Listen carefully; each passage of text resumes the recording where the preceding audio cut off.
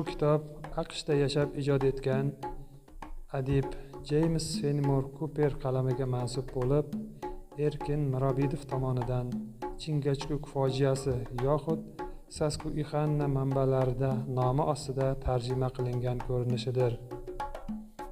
Shuni bilingki, badiiy asarni tarjima qilish, ayniqsa turkiy tillarga mansub bo'lmagan tildan tarjima qilish, shu asarni qaytadan yozish bilan teng qiyinchilikka ega. Shu tildagi iboralarni, so'zlarni, jumlalarni yoki maqol-matallarni maromiga yetkazib tarjima qilish juda mushkul ish hisoblanadi. Chingachgook fojiasi yoki Susquehanna manbalarida asari jahon adabiyotining o'lmas durdonalaridan biri hisoblanadi. Bu asar nafaqat badiiy kitob orqali, balki kinosi orqali ham juda mashhurdir.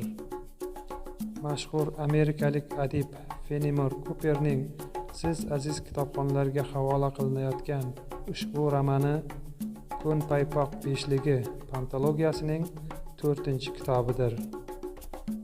Asarda abjir ovchi Natty Bumppo bilan Oliver Edwardsning sarguzashtlari hamda o'rmon yong'inlaridagi Chingachgookning fojiali o'limi aks ettiriladi.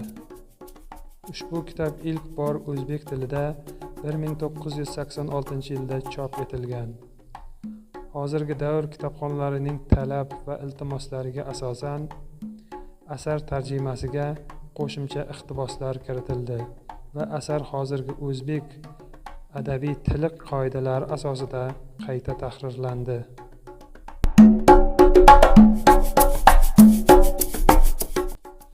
Ayozli dekabr kunlaridan birining oqshom oldi pallasi.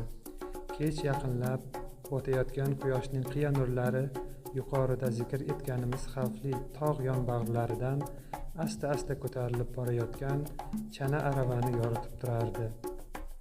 Kun yilning ushbu pallasi uchun hayratda qoldirgudek charog'on, havo ochiq bo'lib, tiniq-u moviy osmon siynasida yer betini ko'rpadek qoplagan qor ko'rpa aksidan yanayam oppoqlashib ko'rinayotgan bitta-ikkitagina farqu bulut parchasi suzib yuribdi.